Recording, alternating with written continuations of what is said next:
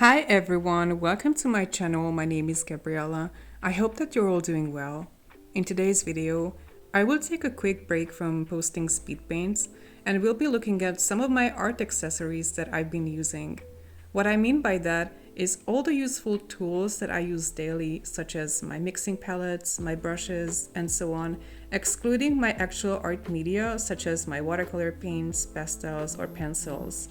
This video is mostly intended for beginners, but I hope that anyone who watches it will find some value in it. First, let's take a look at my sketching tools. I don't really like to sketch in graphite. I rather use erasable colored pencils. This pencil holder is a combination of three brands, Faber-Castell, Staedtler, and the Maped erasable colored pencils. I've had them for years now. I even reviewed them 3 to 4 years ago on my channel. Those are some of the earliest videos on my channel actually. By now, unfortunately, I have lost some of them because I like to carry them around wherever I go. Nowadays, I mostly use the Maped ones, and these three are my favorites. The reason why they look so worn is because they are always in my bag. I carry them with me to work every day, and I like to do preliminary sketches for paintings in my sketchbook during my lunch break.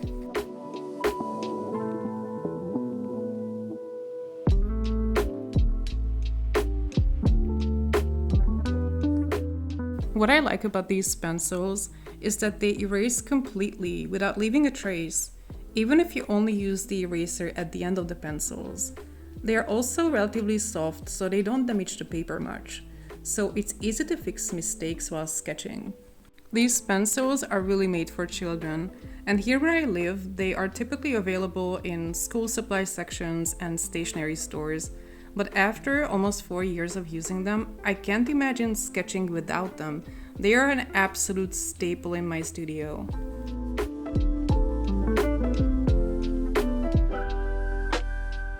I have this little pencil case for graphite pencils only, but like I said, I don't really use them. However, one particular item here that I reach for a lot is this Kohinoor 6B jumbo graphite stick, I guess. Obviously, being 6B, it's extremely soft, and due to the shape, I can cover large areas quickly. This is the graphite that I use for transferring line works from sketch paper to watercolor paper to not damage the surface.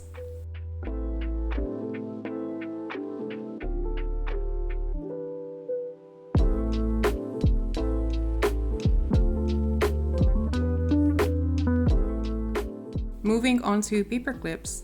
These are my original paper clips, the first ones and the only ones that I ever use. I have a couple of bigger ones also, but they leave a mark on the paper as well as on the cover of my sketchbook, so I don't like to use them. Not much to say here, these are essential items for sketchbook art. You can see me use them all the time in my videos. They also reside in my bag and come to work with me every day.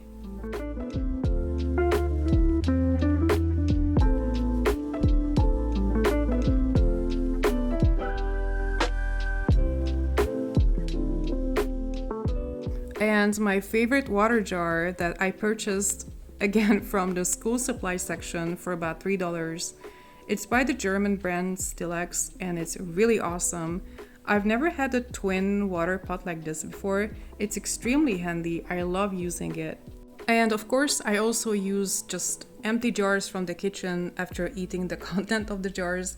I believe these had tomato in them. They're also several years old.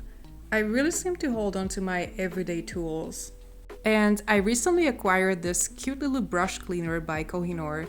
It's very compact, ideal for traveling. I specifically purchased it for traveling. You might see me use it very soon because I'm planning to spend my summer holiday in my parents' holiday cottage in the countryside, and I'm definitely taking my sketch supplies with me.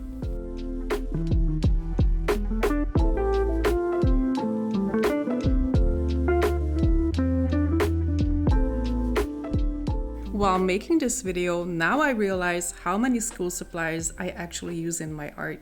This is my favorite pencil sharpener, for instance. I use it almost exclusively. It's by Staedtler, and I believe I'm currently on my third one. Besides this, I only use a Derwent pastel sharpener for tinted charcoal pencils, And sometimes I will use a Kohinoor sharpener for jumbo pencils, but to be honest, if I only had one sharpener, this would do the job. It even sharpens my Durban drawing pencils without any problem, and I have to say, as much as I love my Durban drawings, out of all my pencils, I've had the most breakage with my Durban drawings. So yeah, they require some extra care.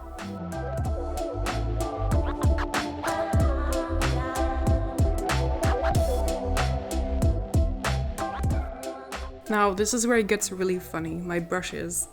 I almost never buy brushes. The ones that I use the most are the ones that came as like add-ons to cake watercolor sets, or like the black one came with my Albert Dürer Magnus set as a gift, and it somehow became a go-to brush for me. I have a couple of Da Vinci synthetic brushes that you can see me use in my videos sometimes.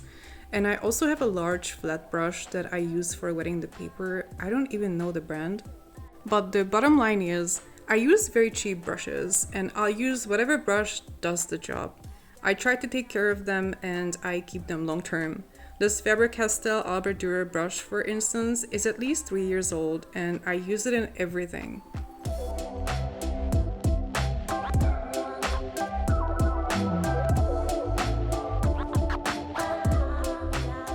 My palette knife, the first and only one that I ever bought. It's getting a bit rusty now.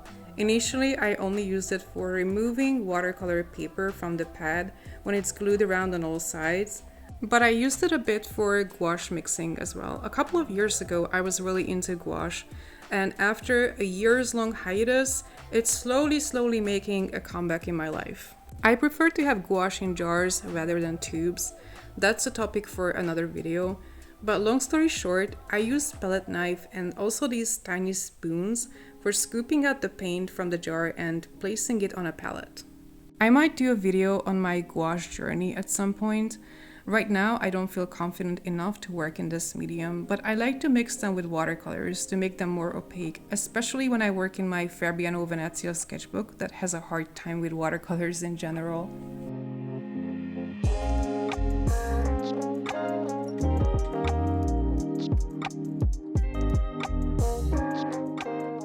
Now, when it comes to mixing palettes, unlike with my brushes, I am very picky and also very specific about what I want. I simply need the best. These ceramic palettes tend to be expensive, I know, but I say they are 100% worth it. It's so much easier to mix colors in a ceramic palette than on plastic. I don't mind my watercolor palette being plastic, but I will only mix in a ceramic palette. I don't even like mixing on metal tins. Of course, I will if I have to. If I'm on the go and I don't have my mixing palette with me, I will make it work on any surface, but it's not my preference.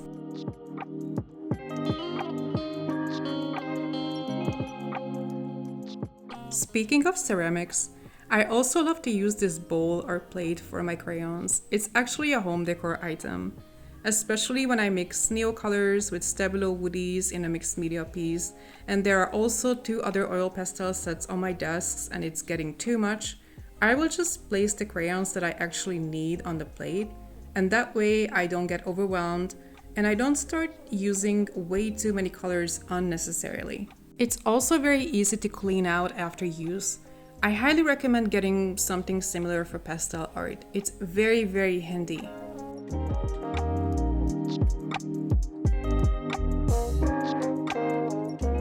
Another item that I recommend is a tin box for storing crayons, especially the Stabilo woodies, because they have a tendency to dry out and crack when exposed to sun and heat. A couple of years ago, I was storing my woodies in an open container that was exposed to direct sunlight on my desk, and some of the crayons, this brown in particular, cracked very badly. I have since sharpened it many times, but it seems to be cracked all the way through. Ever since I moved them in the tin box, I haven't discovered any new breakages, not even during the hottest summer weeks. So it seems to be working. The Neo colors don't really dry out like that, but just out of precaution, I still store them in a tin as well.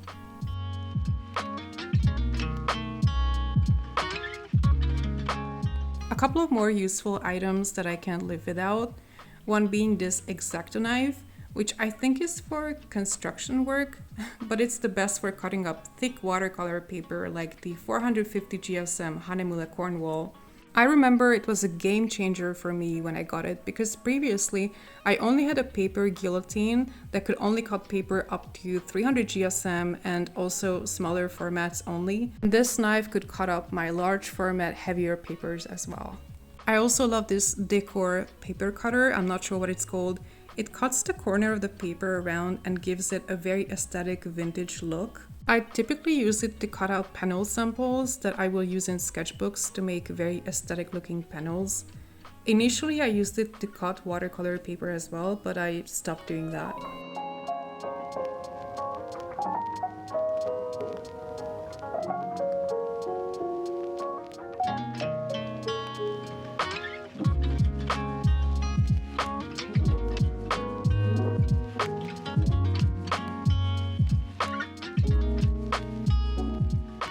Other essential tools, such as a kneadable eraser, that I will typically use on papers like the Hahnemühle bamboo mixed media paper or any delicate watercolor paper.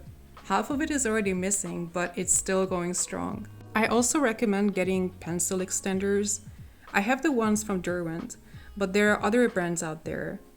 It's a genius idea to help use up your expensive pencils all the way. It's also great for crayons. Personally, I don't like to waste my supplies, so I really appreciate having these extenders.